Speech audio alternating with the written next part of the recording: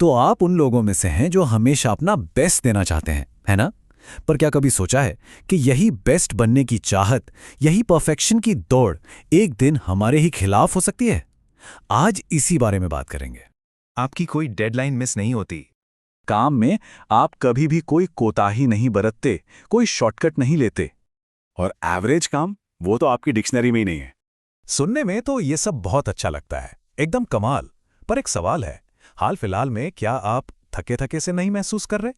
चलिए अब थोड़ा गहराई में उतरते हैं। ये जो परफेक्ट दिखने की चाह है ना, इसके पीछे छिपे हुए डर को समझने की कोशिश करते हैं। पता है इसे क्या कहते हैं? Perfectionism burnout. ये वो स्टेज है जब हर चीज को दोषहीन, मतलब फ्लॉलेस बनाने की जो जिद है, वो हमारी एनर्जी, हमारी क्रिएटिविटी और यहां तक कि हमारे मेंटल हेल्थ को भी निचोड़ लेती है। एक बहुत बड़ी गलतफहमी है। परफेक्शनिज्म का मतलब एक्सीलेंस या उत्कृष्टता नहीं है। नहीं, इसका असली लेना देना डर से है। तो सवाल उठता है, ये डर आखिर है किस चीज का? ये डर है आलोचना का, फेलियर का, और इस बात का कि कहीं लोग हमें कमजोर या कम काबिल न समझ लें। शुरू में तो ये डर हमें शायद मोटिवेट भी करता है, लेकिन लंबे समय में इसकी कीमत बहुत भारी पड़ती है। आइए देखते हैं कि कैसे परफेक्शन की कीमत बढ़ती जाती है। देखिए, शुरुआत में तो ये एक फायदे जैसा लगता है ना? ज्यादा तैयारी करना, हर चीज को डबल चेक करना, उम्मीदों से भी बेहतर परफॉर्म करना। लेकिन जैसे जैसे समय बीतता है, इसकी कीमत बढ़ती जाती है और ये एक ऐसे चक्र में बदल जाता है जिसका कोई अंत ही नहीं है। और ये चक्र कुछ ऐसा होता है, आप एक गोल पूरा करते हैं और चैन की सांस लेने के बजाय आपके लिए स्टैंडर्ड और ऊंचा हो जाता है, बार और ऊपर चला जाता है, और उसके साथ ही प्रेशर भी बढ़ जाता है। एक कभी ना खत्म होने वाली दौड़। और साइकोलॉजिकली पता है क्या होता है? परफेक्शनिज्म हमारी सेल्फ वर्थ, यानी हमारी अपनी कीमत को सीधे हमारे काम के नतीजों से जोड़ देता है। मतलब अगर काम अच्छा हुआ तो हम अच्छे हैं, और अगर जरा भी चूक हो गई तो हम बेकार हैं।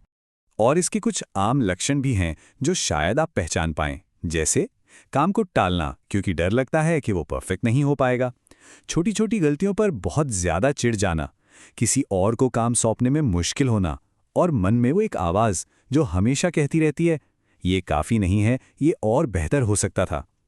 यहां तक कि जिन चीजों में पहले मजा आता था वो भी अब बोझ लगने लगती हैं। और आज के एआई के ज़माने में तो ये प्रेशर और भी बढ़ गया है, क्योंकि आउटपुट की उम्मीदें कई गुना ज़्यादा हो गई हैं। हर कोई चाहता है ज़्यादा, बेहतर और तेज़ी से। तो क्या इस चक्र से निकलने का कोई रास्ता है? बिल्कुल है। अब हम बात करेंगे कि कैसे हम सफलता को एक नए नज़रिए से देख सकते हैं। एक ऐसी सफलता जो लंबे समय तक टिके, जिसे हम कह सकते हैं सस्टेनेबल सक्सेस। एक बात साफ समझनी होगी, परफेक्शनिज्म आपको फेल होने से नहीं बचाता, बल्कि आपको लंबे समय तक टिके रहने से रोकता है। ये आपकी सस्टेनेबिलिटी को खत्म कर देता है। तो फिर अंतर क्या है? देखिए, एक तरफ है एक्सीलेंस, यानी उत्कृष्टता। ये हाई क्वालिटी काम करने का एक हेल्दी ड्राइव है। और दूसरी तरफ है परफेक्शन, जो कि बस फेलियर के डर से पैदा हुई एक नाजुक सी जिद है। तो हमें अपने फोकस को थोड़ा बदलना होगा। पॉलिश यानी बाहरी चमक से ज्यादा जरूरी है प्रोग्रेस, यानी प्रगति। काम की इंटेंसिटी से ज्यादा जरूरी है कंसिस्टेंसी, यानी निरंतरता। और हमारी इमेज कैसी बन रही है, इससे कहीं ज्यादा जरूरी है कि हमारे काम का असल में इम्पैक्ट क्या हो रहा है। और आखिर में सबसे जरूरी बात की तरफ आते हैं, जो है मानवीय पहलू को अपनाना। क्योंकि एक बात याद रखिए, जो लोग लंबे समय तक टिकते हैं वो सबसे परफेक्ट नहीं होते। वो लोग होते हैं जो खुद को इंसान बने रहने की इजाजत देते हैं, गलती करने की, सीखने की और फिर से उठ खड़े होने की। तो इस हफ्ते के लिए एक छोटा सा सवाल, ऐसी कौन सी एक चीज है जहां आप चमक की जगह, परफेक्शन की जगह सिर्फ प्रोग्रेस को चुन सकते हैं? इस पर सोचिएगा जरूर।